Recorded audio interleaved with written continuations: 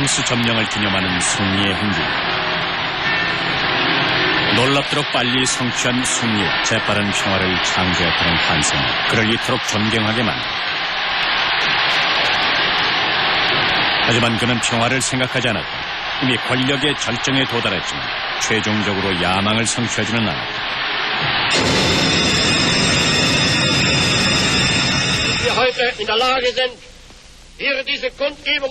히틀러는 정권을 손에 쥐고 있는 내내 전쟁을 원하면서도 입으로는 평화에 대해서만 얘기했다. Kein Volk kann sich mehr nach Frieden sehnen als das Deutsche.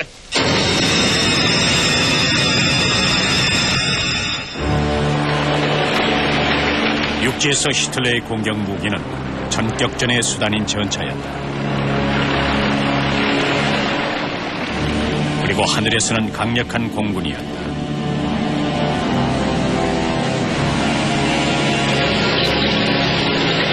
무기 산업은 엄청나게 많은 돈을 벌었다.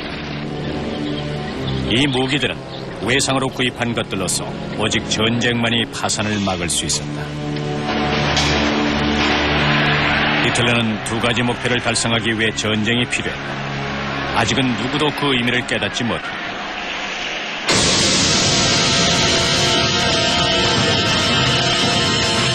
동부로 영역을 확대하는 것과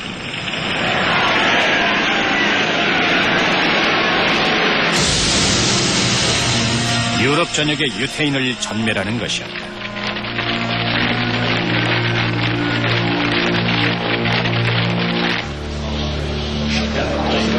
히틀러는 전쟁 도우미들이 필요했다. 그 중에는 악몽일 두 전선에서의 전쟁을 경고하는 이도 있었다. 하지만 히틀러는 직접 그 효과를 확인한 분할 통치법을 주장했다. 그는 우유부단한 장군들을 제치고 자신의 추종자들을 승진시켰다. 카이텔과 요드를 국방군 최고사령부에 앉혔다. 상대적으로 육군 최고사령부에 브라우이치와 하알드는 강등당했다. 괴링은 이미 독일 공군을 자신이 원하는 대로 조종하고 있었다. 친위대장 히물러는 자신의 군대를 형성했다. 무장 친위대였다. 상부에서의 완전히 비현실적이고 구조적인 대변동은 오직 권력을 분산시키려는 히틀러의 욕심이라고밖에 설명할 수가 없었습니다. 따라서 어느 한 사람에게 너무 많은 군사 결정권이 모이는 일이 생기지 않도록 하려는 심산이었죠. 히틀러는 모든 결정권을 자신이 갖고 있기를 원했습니다.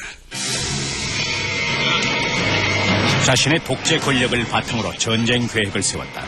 사실 처음에는 폴란드만 공격할 생각이었지만 서방 세계가 그것을 허락하지 않는다면 두 전선에서 전쟁을 치르게 될 터였다.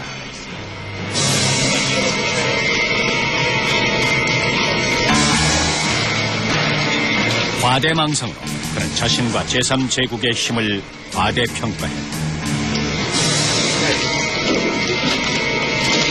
초반에는 그의 모험이 성공하는 듯 싶었다.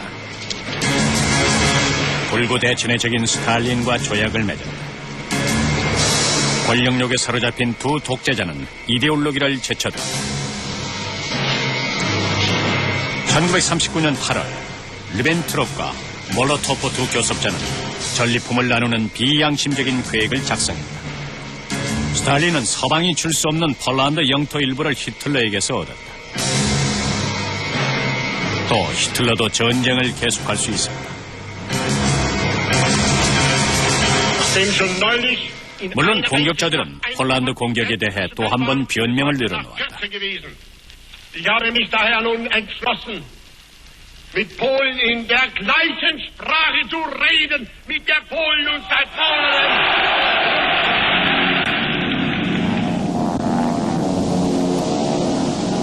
Polen hat heute Nacht zum ersten Mal auf unserem eigenen Territorium auch mit bereits regulären Soldaten geschossen. Seit 5:45 Uhr wird jetzt zurückgeschossen.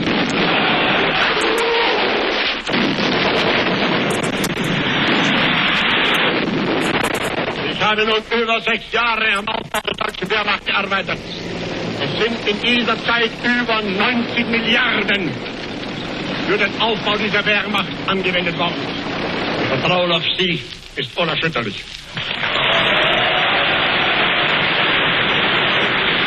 Ich will nichts anderes jetzt sein als der erste Soldat des Deutschen Reiches. Ich habe damit wieder jenen Rock angezogen, der mir einst selbst der heiligste und teuerste war. Ich werde ihn nur ausziehen nach dem Sieg, oder ich werde dieses Ende nicht erleben. 적어도 마지막 그 말은 지켰다.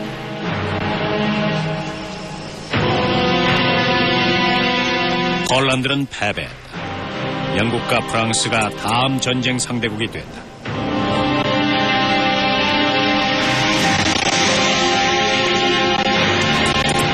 독일군이 바르샤바로 행진하자 친위대의 특수부대는 폴란드인을 위해 준비한 것을 보여줬다.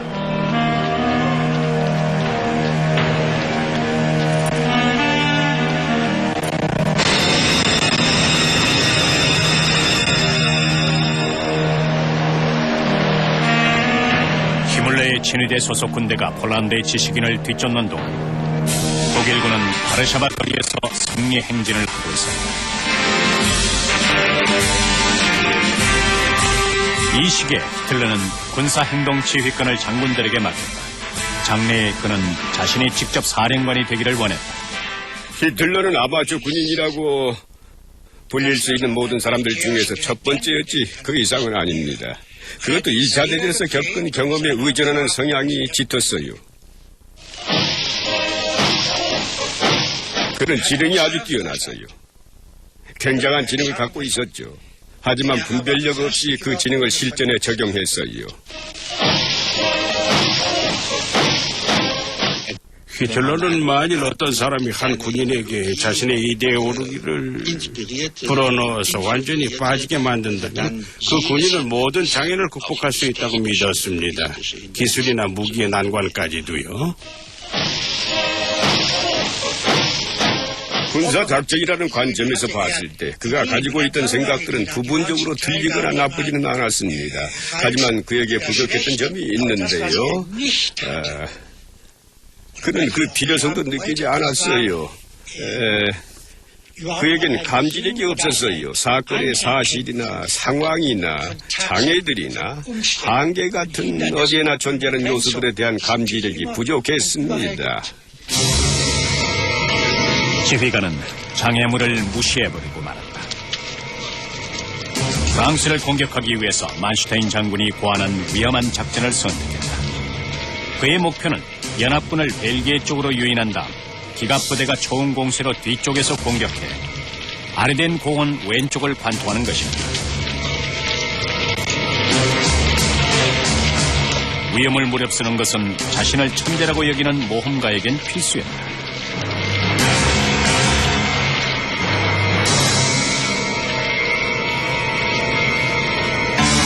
마지막으로 예를 갖추어 언급한 사항은 나라는 사람은 대체할 수 없다는 사실이다. 나는 어떤 군인이나 시민도 대신할 수 없는 사람이다. 나는 내 두뇌와 결단성이 발휘하는 위력을 믿는다. 제3제국의 운명은 오로지 나에게 달려있다. Deutschland kann Ihnen nur eine Antwort geben. Deutschland wird siegen und Deutschland wird deshalb siegen. 연설 무대에서 보여준 환호에도 불구하고 전쟁에 대한 국민과 장군들의 열의는 더욱 확실한 많은 것을 요구했다. 이제 히틀러는 흔들리는 지휘관이라는 다른 면을 보여줬다. 실패에 대한 두려움 때문에 프랑스 공격을 29번이나 연기했다. 그리고는 북쪽에서 기습 공격을 감행했다. 나치 뉴스 영화는 그것을 훌륭한 선제 공격이라고 칭송했다.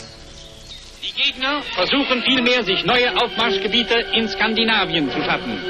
Diesem Plan kommt der Führer am 9. April 1940 zuvor. 10 Stunden früher besetzen deutsche Truppen Dänemark und Norwegen. Die Kriegsmarine schlägt der englischen Flotte alle Trümpfe aus der Hand. Vorbildlich ist das Zusammenwirken der drei Wehrmachtteile.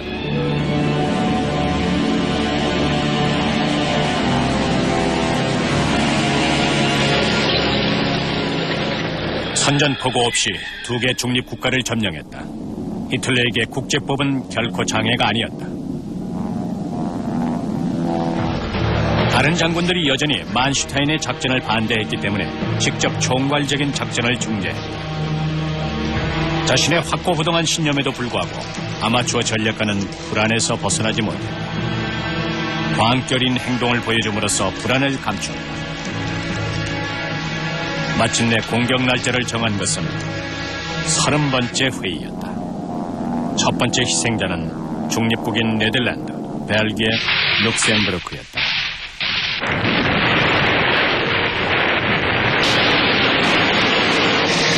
단 3일 만에 새 중립국가는 초토화되었다. 역시 이번에도 선전포고는 없었다. 선전포고를 내리는 것은 사도적인 인상을 주기 위해서 애쓰는 위선자임을 증명하는 것이다.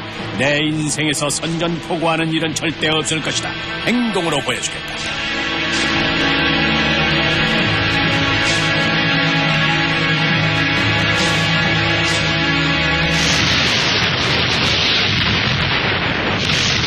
만슈타인 작전이 성공했다. 독일 전차가 해협을 단시간에 공격했다.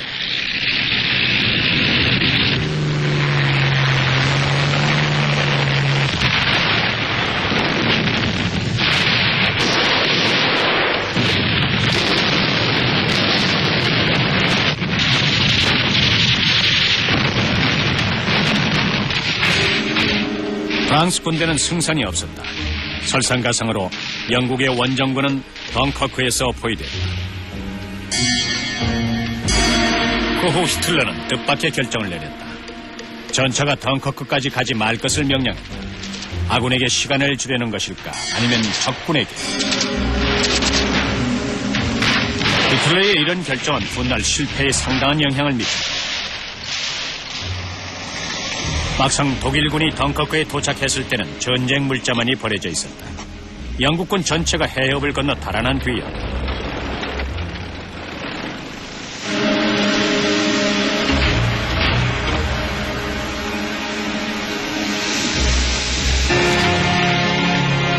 독일의 승리를 기리는 베르덩 기념비다.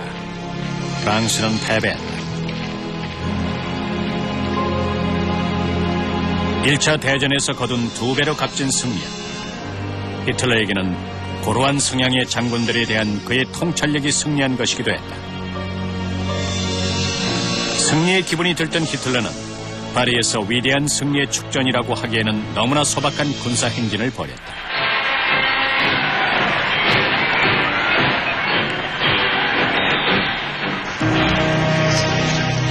승리감에 도취했다. 그의 군 추종자들은 그를 역사상 가장 위대한 지휘관이라며 축하했다. 승리의식은 오랫동안 기다려온 베르사유 조약의 안가품이었다. 프랑스 협상가들은 휴전을 서명하기 위해서 1918년 독일이 패배를 인정해야만 했던 철도 객차로 불렸다.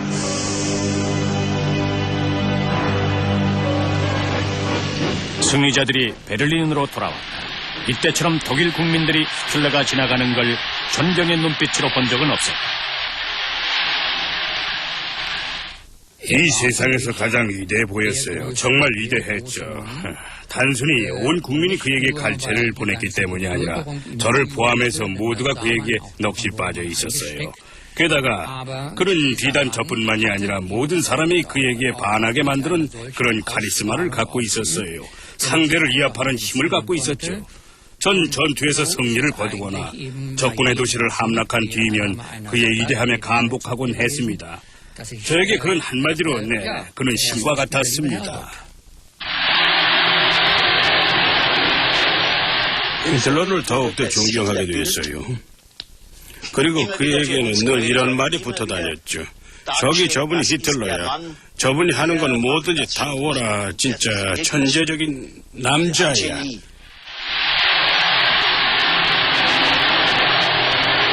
성공보다 더 확실한 선동은 없었다. 황홀경에 빠진 대중은 판단력을 잃었다.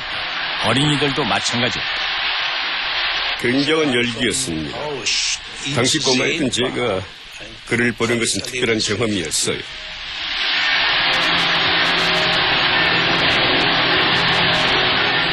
전 히틀러를 마셨어요. 우습게 들리겠지만 그건 어머니 젖을 의미하죠. 그에게 기도하기도 했는데 그건 미쳤기 때문이 아니었습니다. 제 주위에 있던 친구들도 모두 그랬어요. 히틀러를 위해서가 아니라 그에게 기도했습니다. 개인적으로 전 좋은 개념을 모두 가진 사람이 히틀러라고 생각했습니다. 명예나 자유, 조국, 공정함과 같은 좋은 의미의 모든 것을 히틀러라는 한 사람이 행동으로 보여준다고 믿었어요. 전 그가 인간이 되어 우리 앞에 나타난 신이라고 생각했습니다.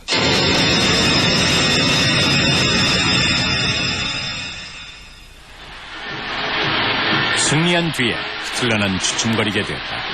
영국은 그의 장단에 맞춰 춤추길 거부했다. 처칠과는 더 이상 타협의 여지가 없었다.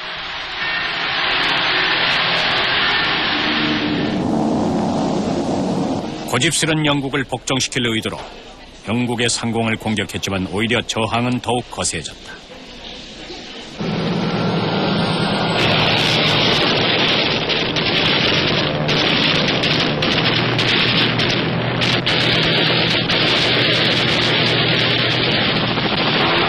폭탄으로는 영국을 정복할 수 없었다. 영국과의 전투가 격해지는 동안 히틀러는 소련을 침공할 작전을 작성했다. 두 전선에서의 전쟁을 두려워한 그였지만 작전을 개시했다. 소련은 영국이 가장 우선적으로 믿고 있는 나라다. 만일 소련이 무너지면 영국의 마지막 희망은 사라지게 된다. 그럼 유럽과 발칸 반도의 지배자는 독일이 된다. 그렇다. 이 충돌 과정에서 소련은 반드시 멸망시켜야 한다. 작전은 그 이상이었다. 바바로사 작전은 히틀러의 오랜 꿈을 이루기 위해 만들어졌다. 이 전쟁은 히틀러의 전쟁이었다. 양심의 가책과는 상관이 없는 동불어의 영역을 확대하기 위한 전멸전이었다. 군대에게 요구되는 행동은 최고 사령관이 독일군 원수들을 통해 전달됐다. 볼셰비키즘은 독일의 국가사회주의 노동자당의 숙적이다. 독일은 이 불결한 세계관과 맞서 싸워야 한다.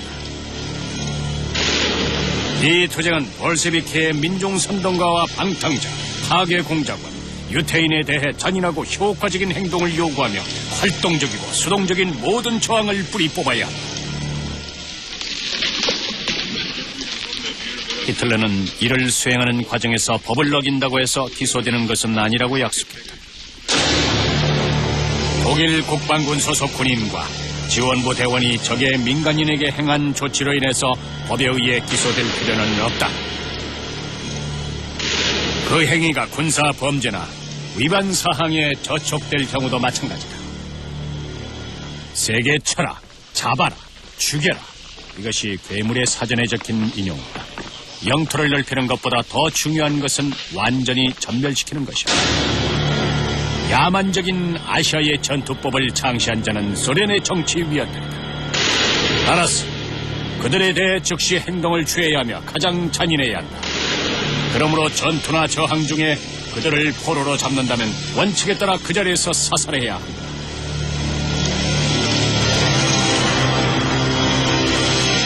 공격이 앞서 동프러시아 숲에 있는 은신처로 피했다. 히틀러는 자신이 독일 국민에게 반드시 필요한 존재라고 여겼다. 이제 그는 자신이 머물 참호를 파고 그 속에서 맹공습을 준비했다.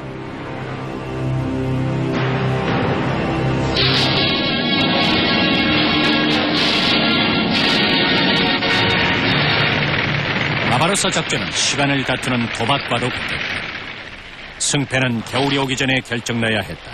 그렇지 않으면 패한 것이었다.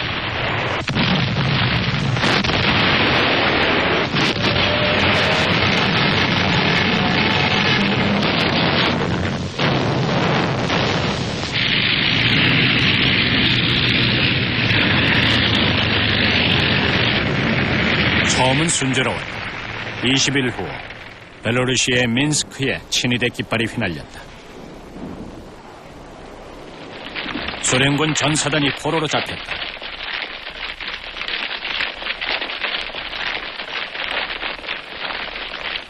레닌그라드가 눈앞에 있었다. 지휘관은 공산주의의 예루살렘을 굶주려 죽게 하고 전멸시키고 파괴하기를 원했다.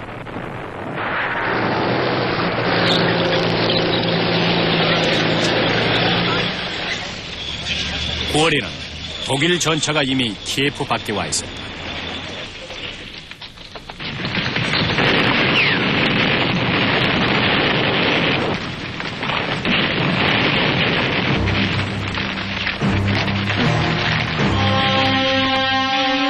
소련 전체가 포위된 채 대규모 전투에서 와해됐다.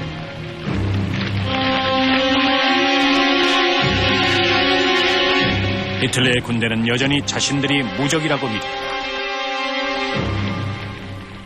무엇보다도 전쟁 초기의 승리들이 굉장히 놀랍다는 사실은 저도 인정합니다. 정말 그랬으니까요. 또 아주 훌륭한 협공작전이 성공하기도 했습니다. 따라서 엄청난 숫자의 소련군 포로들을 잡아들였죠. 그때 전선에서 싸우고 있던 저는 9월 달에 어머니에게 몇 주만 지나면 전쟁이 끝날 거라는 내용의 편지를 보냈습니다. 그러나 그때 히틀러는 즉시 소련의 수도를 공격하는 대신 우선 군대를 남부로 진격시키자는 독단적인 결정을 내렸다. 도네바신에 있는 산업지역과 코카소스의 유전을 점령하기 위해서였다. 장군들은 당혹해했다. 그들은 모스크바 밖에서 결정적인 전투를 치르고 싶었다. 장군들은 전쟁 경제 따위는 안중에도 없다며 격노한 히틀러는 작전을 밀고 나갔다. 10월 드디어 모스크바를 상대로 한 공세를 진행했을 때는 이미 늦었다. 스탈린이 그 시간을 이용한 것이다.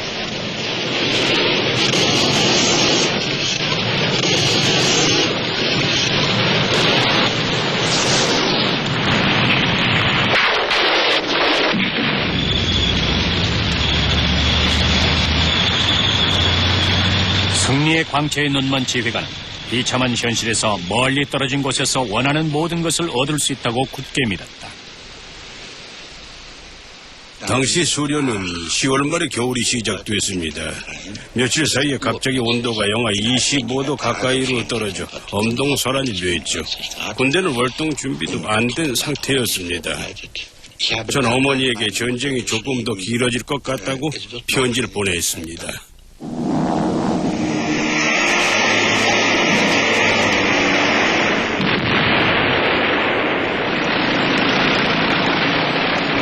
독일군에게 완전 무장한 소련군과의 전투는 절망적이었다. 하지만 히틀러는 사상자는 고려하지 않고 진지를 사수할 것을 명령했다.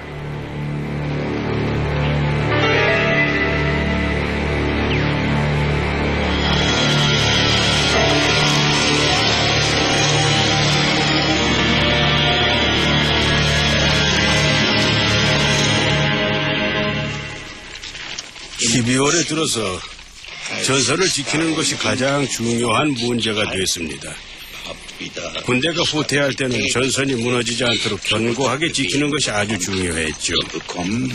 그때 전 어머니에게 3년 정도 더 있어야 중전될 것 같다고 편지를 썼어요. 여러분들도 젊은 장교의 입장에서 한번 생각해 보십시오. 9월에는 단 몇 주만 지나면 전쟁이 끝날 거라는 편지를 보낸 장교가 같은 해 12월에는 그 지옥 같은 전쟁을 앞으로 3년이나 더 해야 된다는 편지를 쓸 때의 젊은 장교의 마음이 얼마나 씁쓸한지 짐작이 가실 겁니다.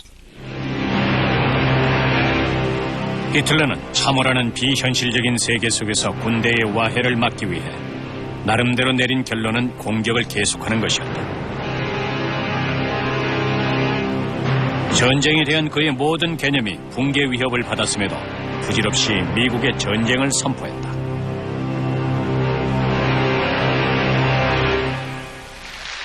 Deutschland und Italien haben dem gegenüber sich nunmehr endlich gezwungen gesehen, getreu der Bestimmungen des Drei-Mächte-Paktes vom 27. September 1940, Seite an Seite mit Japan den Kampf zur Verteidigung und damit zur Erhaltung der Freiheit und Unabhängigkeit ihrer Völker und Reiche gegen die Vereinigten Staaten von Amerika und England gemeinsam zu führen.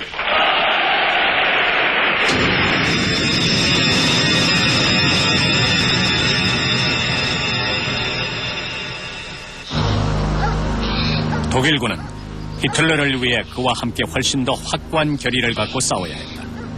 평화를 기대할 수 없었다. 아무도 히틀러와 평화를 원하지 않았기 때문에 그의 군대는 필요하다면 비참한 결말을 내서라도 전쟁을 계속해야만 했다.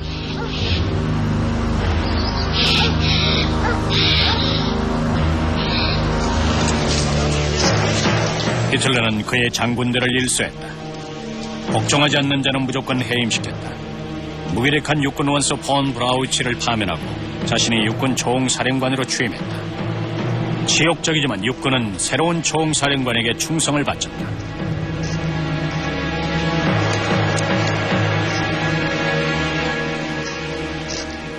잊어선 안 될 것이 있는데 당시 롬멜 장군 밑에서 싸우고 있던 저는 육군 원수들이 아주 걸출한 인물이었다는 걸 직접 경험으로 알고 있었습니다.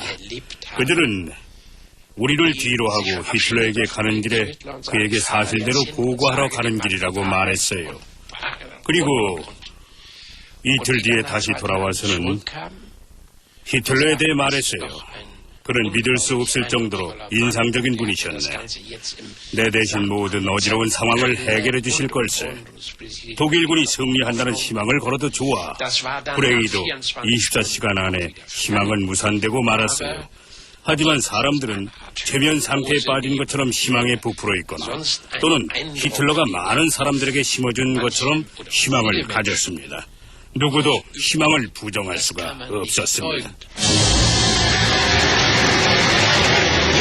이런 암시적인 힘으로 전쟁을 계속했다. 전쟁을 위한 전쟁이었다. 그가 승리의 환상에 묻힌 지 이미 오래였다.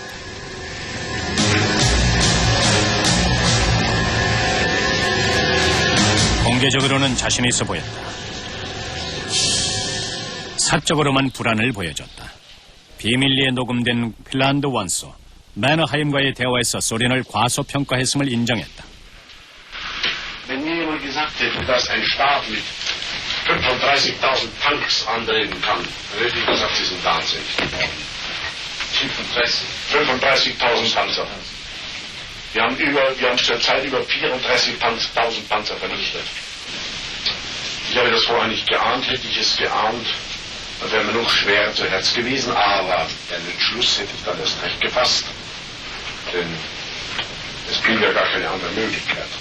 이 완고한 고집의 지휘관은 한 번 더 잘못된 결정을 내렸다. 기다란 병참선에도 불구하고 그는 군대의 일부를 코카서스와 스탈린그라드로 보냈다. 42년 여름 독일군은 3만 킬로미터 길이에 달하는 유럽 전선을 방어해야만 했다. 불가능한 임무였다.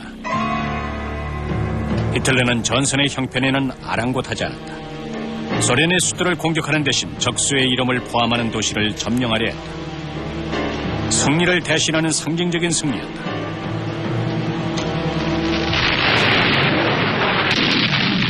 스탈린그라드 전투였다.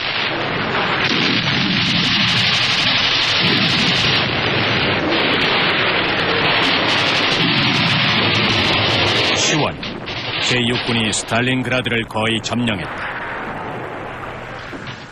하지만 소련군은 볼가강 300m를 끈질기게 방어했다. 그들은 군수품을 지원받았지만 독일군은 아니었다.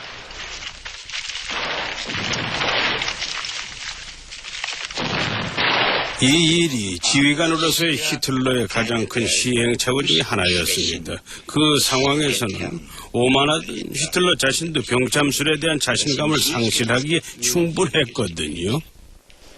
하지만 그는 전쟁 2해째 맞는 겨울의 현실을 무시했다.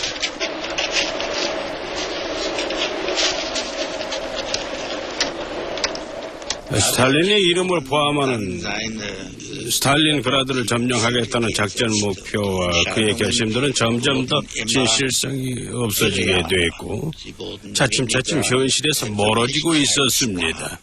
방어자는 공격하고 공격자는 방어하는 데 급급한 것이 스탈린그라드 전투의 현실이었다. 결정은 무시무시한 결과로 돌아왔다. 11월 소련군이 스탈린그라드를 포위했을 때 30만 명의 독일군이 갇혔다. 독일 장군은 돌파를 요청했지만 히틀러는 고집을 꺾지 않았다. 제6군을 보라. 총통의 권한으로 명령한다. 현재 볼가강 전선과 북부 전선을 어떤 상황에서든 지켜야만 한다. 100대의 융코스를 더 배치함으로써 원활한 공중 지원을 계획 중이다. 세상에 그렇게 질긴 황소 거짓도 없을 겁니다. 자신의 생각을 갖고 있었다면은 작전상의 생각을요, 편협된 생각뿐이었거나 아예 공식으로 만들었을 겁니다. 한번 하겠다고 결정한 일은 죽었다 깨어나도 그 결정을 바꾸지 않는 사람이었습니다. 히틀러의 고집에 대한 결과는 전선에서 나타났다. 소련의 적군이 도시를 죄인 올가미를 팽팽하게 된다.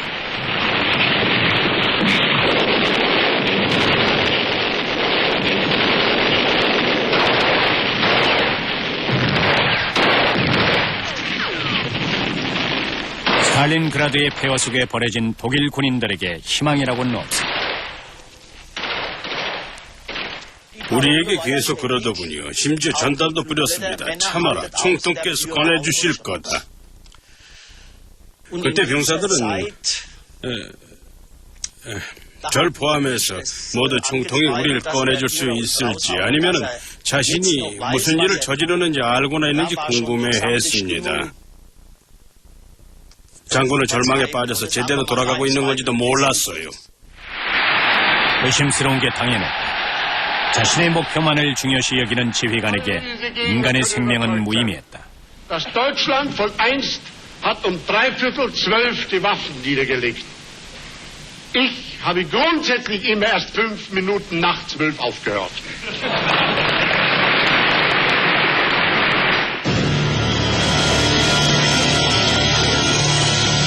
스탈린그라드 전투는 결정적인 전환점이었다. 지휘관에게 이 전투는 종말의 시작이었다. 그는 복잡한 환상의 세계 속으로 달아나 버리곤 스스로를 현실로부터 완전히 단절시켰다. 그의 국민은 현실과 맞부딪혀야 한다.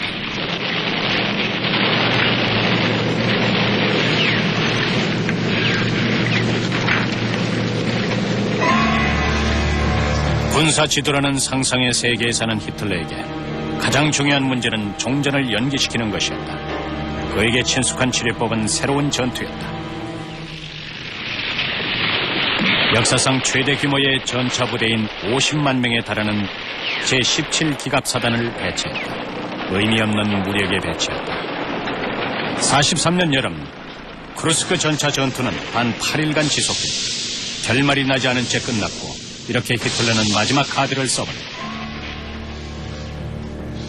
동부에서의 영역 확대라는 망상이 깨지고 말았다.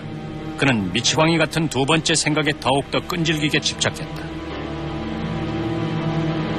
유태인들은 사단을 갖고 있지 않았다.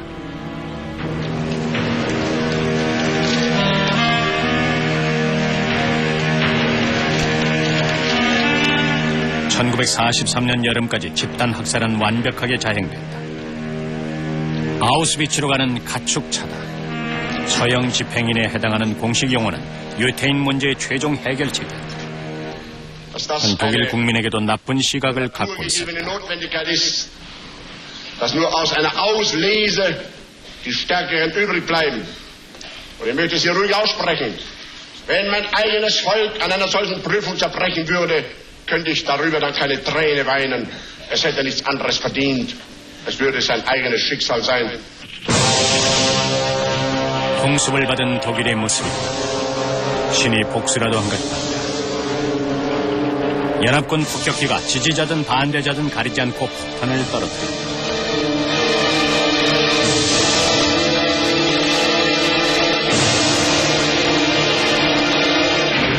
붕괴되는 독일 도시들은 지휘관의 관심 밖에 있었다. 그는 폭격지를 방문하지 않았다. 그토록 열광하던 국민들이 의심하기 시작했다는 걸 알았기 때문이다.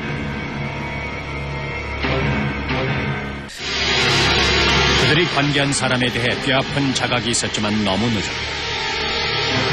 이 남자는 세계인의 적대감을 자극했고 세계는 히틀러를 제거한다는 한 가지 목적을 위해 문제다. 44년 6월 6일 연합군이 유럽 대륙에 착륙했다. 두 전선에서 전투가 벌어졌다.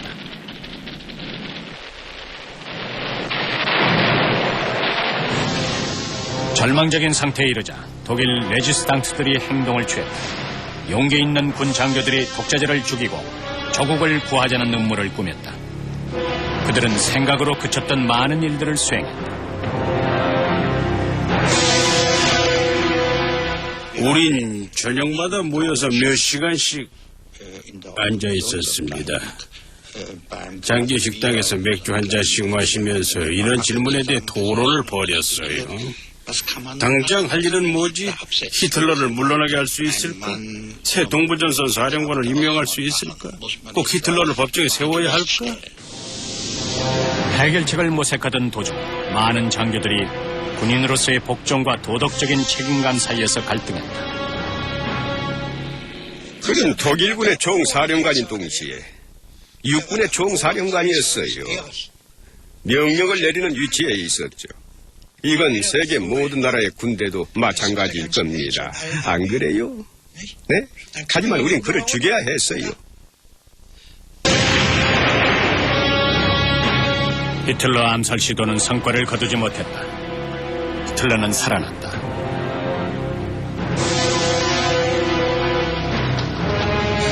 그는 자신이 살아난 것을 신의 선물이라고 해석했다.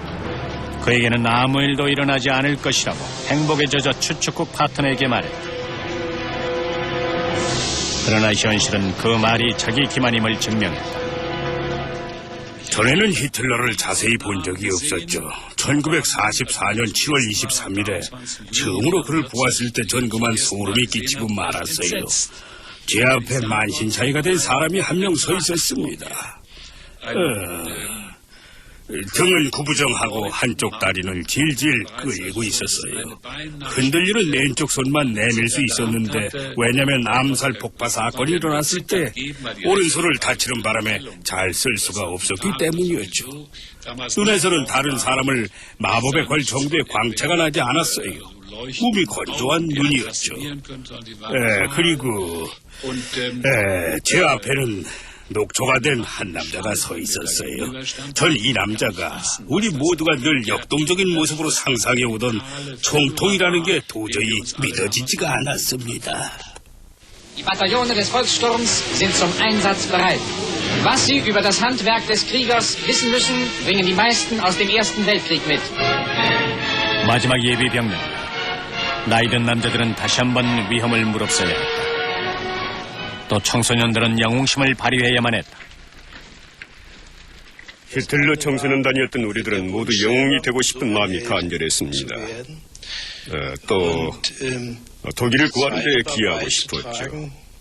그때 전 외부에서 우리를 향해 전진해오는 적으로부터 나라를 구하고 말겠다고 다짐했습니다. 소련은 동쪽에서부터 독일을 공격하고 있었다. 동프로시아를 향해 행진할수록 보복의 시간은 점점 가까워졌다. 히틀러가 뿌린 씨가 이제는 그의 국민들에게로 돌아왔다.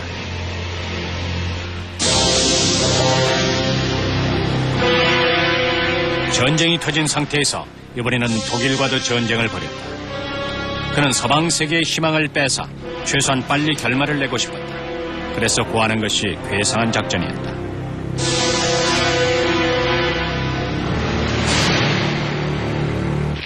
그는 현실이 원래의 총통에게 복종해야 한다는 망상에 빠져 있었다. 서방 세계에서의 마지막 도박을 위해 위태로운 동부전선을 노출시킨 채 떠났다.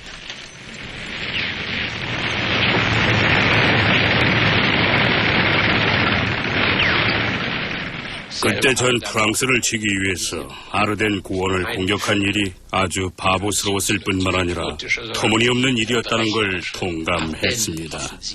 히틀러는 그런 대규모의 전차 사단을 동부 전선으로 보내야 옳았습니다. 하지만 그 대신에 그들을 서부 전선으로 보냈어요. 아이펠의 아르덴으로 말이에요. 우리가 그 고원을 뚫고 지나서 바다와 접하는 엔트워프 항구로 갈 수 있다고 믿은 것은 완전히 미친 짓이었어요. 광기는 종전을 앞당겼다. 우세한 연합군이 독일을 이겼다. 현실이 망상을 패배시켰다. 기진맥진한 군인이 항복하는 동안에도 지휘관은 계속해서 오래된 슬로건을 반복했다. dass das heutige Deutsche Reich, wie alle großen Staaten der Vergangenheit, auf seinem Wege Rückschlägen ausgesetzt sein mag, dass es aber nie diesen Weg verlassen wird.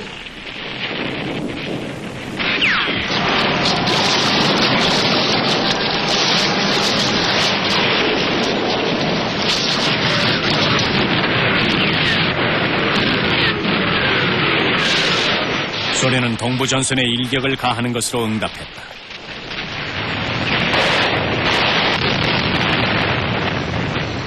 수백만 명의 독일인이 소련의 적군을 피해서 도주했다.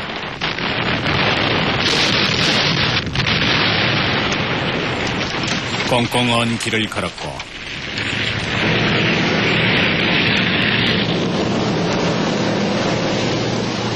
얼어붙은 발트연안의 저수지를 건넜다. Der Führer, dessen Leben Tag und Nacht in ununterbrochener Arbeit und Sorge dem Schicksalskampf der deutschen Nation geweiht ist, besucht einen Divisionsgefechtsstand im Osten. Dem Führer werden die Offiziere des 지휘관 Stabs 역시 vorgestellt. 도주했다. 이때부터 베를린에서 명령했다. 전선에서 1시간 거리. 그는 부하들에게 더 많은 희생을 요구했다. Ich erwarte von jedem Deutschen, dass deshalb seine Pflicht bis zum Äußersten erfüllt, dass jedes Opfer, das von ihm gefordert wird und werden muss, auf sich nimmt. 모든 희생은 무의미하다.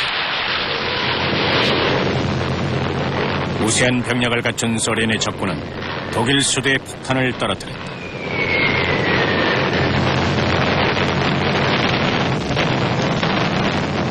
결국에는 히틀러의 참호 앞에까지 떨어졌다.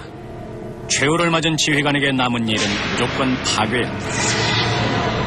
제국 내의 군용 수송기, 통신시설, 산업설비, 공급 장비 등 적에게 유용하다고 판단되는 모든 시설을 파괴해야만 한다.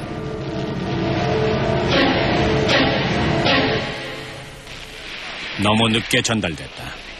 따라서 전선에 있는 모든 시민들은 집 밖으로 나와야 했고 폭탄 세례 속에서 운에 매달렸다.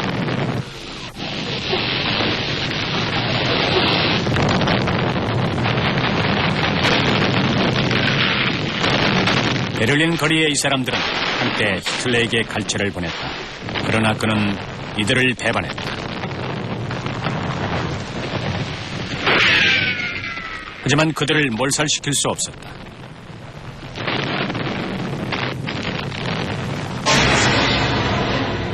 가까운 곳에서는 마지막 점호 중이었다. 어린 군인에게 훈장을 수여했다. 이들은 히틀러의 마지막 희생자였다.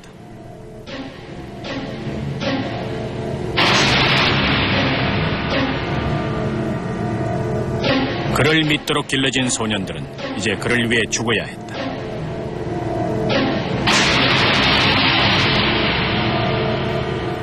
결국 저는 전쟁이 정말 지긋지긋해졌습니다.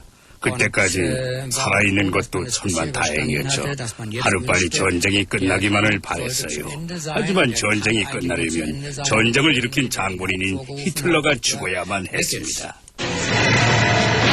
군인이 복종하지 않는 이상 히틀러는 전쟁을 계속할 수 없었다.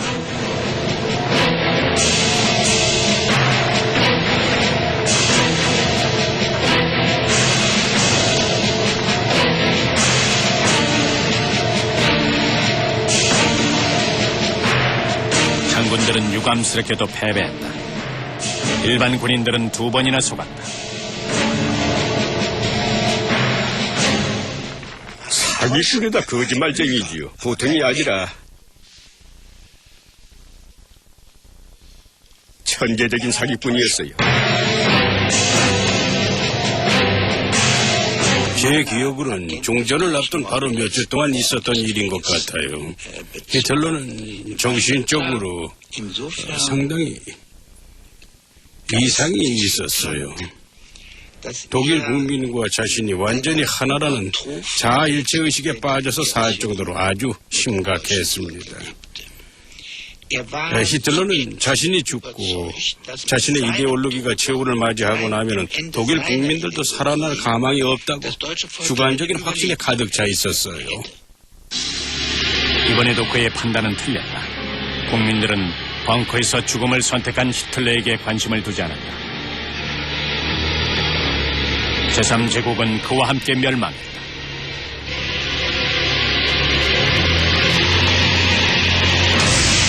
모든 사악한 감정의 중심인 히틀러가 죽고 없자 나치 정권은 유령처럼 흔적도 없이 사라졌다. 그러나 이 악몽은 여전히 우리를 괴롭힌다.